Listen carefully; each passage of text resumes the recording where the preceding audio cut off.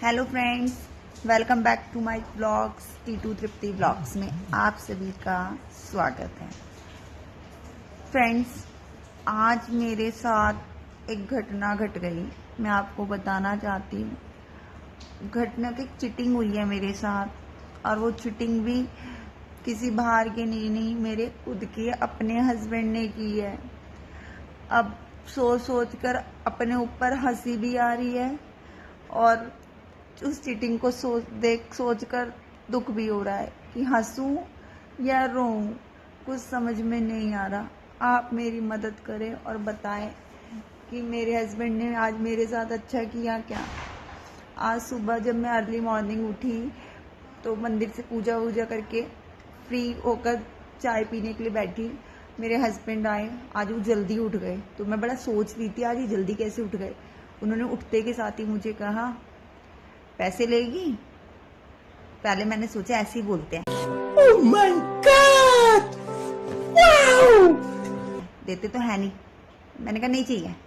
कहने लगे सच बोल रहा हूँ।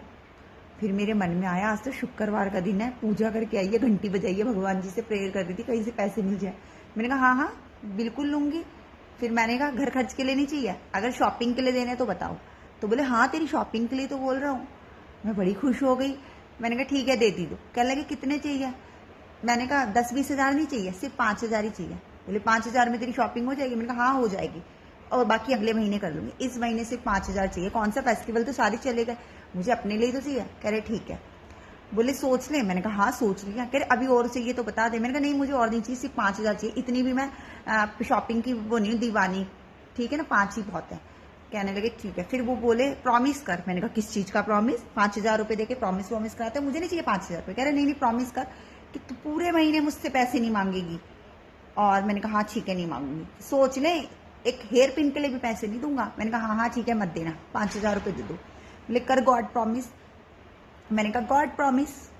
बोले चल मैं तेरी बात पे विश्वास नहीं करता, तू झूठ बोलती है। फिर तू मुकर जाएगी कि मैंने कौन सा गॉड प्रॉमिस किया। तो मैंने कहा फिर क्या करूं। कहने लगे चल अपनी मम्मी की कसम खा। मैंने कहा मेरी मम्मी को मार दो। कहने लगे यानी कि तू धोखा देगी मुझे, बीच महीने में मांगेगी। मैंने कहा नहीं मांगूंगी, मैं अपनी मम्मी को क्यों मारूंगी।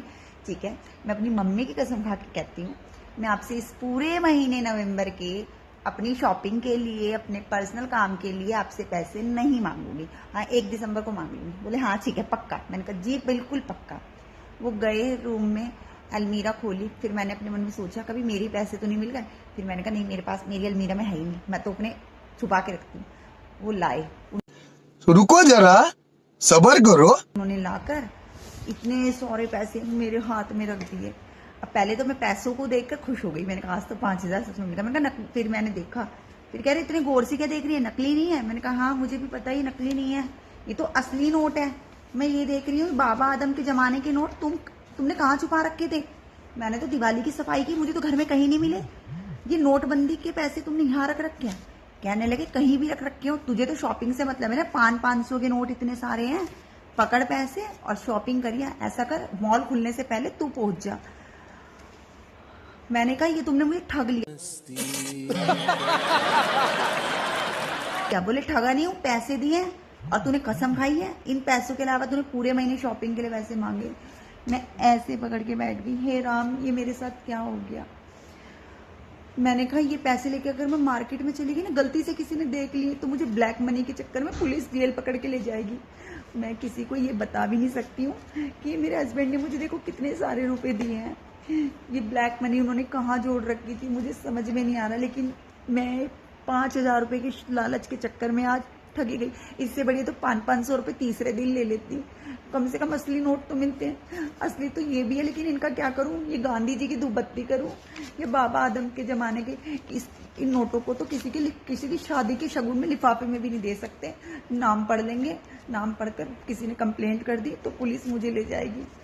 क्या किया ये मेरे हस्बैंड ने मेरे साथ। आप बताओ ये अच्छा हुआ मेरे साथ या गलत। प्लीज मुझे कमेंट करके जरूर बताना, ताकि मैं उन्हें दिखाऊं और उन्हें पढ़ा सकूं कि देखो पब्लिक क्या कहती है। Thank you.